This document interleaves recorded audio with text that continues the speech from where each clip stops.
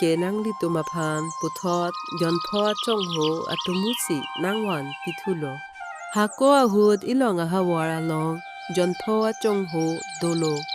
Lason si latum Jonpho Achongho ta habit anathu damlo. Anke dambom pen ilong alang hi along Jonpho Achongho klopidlo. Lapen lang hiang song chido Johnny dolang. Lapen lang hi along klodu pente ang song kidam dia aphan bor I olo. Bon sita laso alang hi pen kijok dia aphan sumske. Lason si lang he ang song pen lang si. Jonpho Achongho aphan pulo. Nang tum Jonthom ke laso alang hi pen ke wang un ilo pulo. Lapen jok un ilo pulo.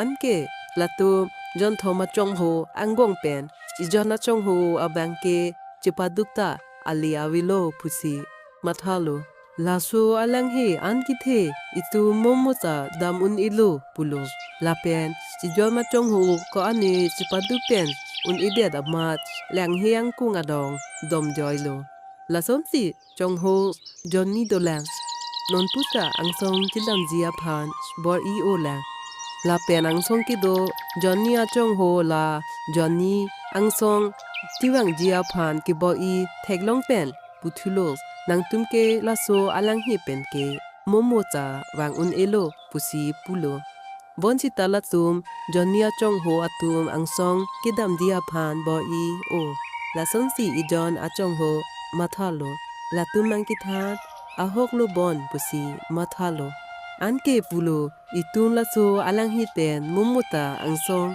damun ilubon pulo. Anke John Achongho abangta ko ane bor ideta un is derlo amar lang hi ang kung along dom joylo. Lason si John Achongho abang ang song kidan dia phan bor I olang. Anke ang song kido Achongho Johnny atum laso Achongho John aphan ta pulo.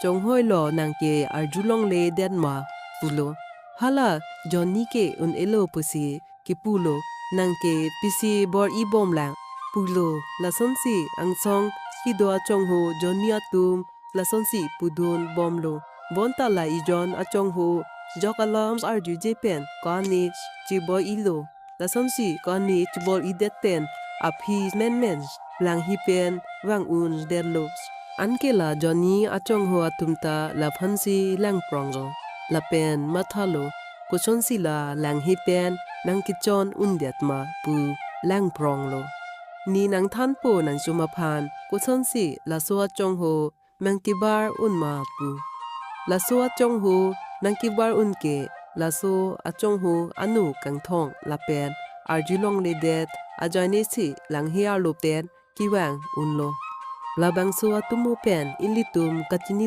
mangjike itum kachhinklem mesen pulote penang amonit atum nang kham khedundang doji lapen ason alam nang thandun pen lapen kapreak alam mangka ningje dunbang doji hala kapreak amonit atum mangka ningje alam arju jepen mang methang asai mate nang kihang asai chipa pleng dia aphan chibor inos lason thak thasi pirthe along monit atum nang kipudun dopiji akime askamle klemsa lapen akehing no kamle klemsa monit atum nang kipudun atum dopiji pini atum moke la ansi ingtons ikoklos stardom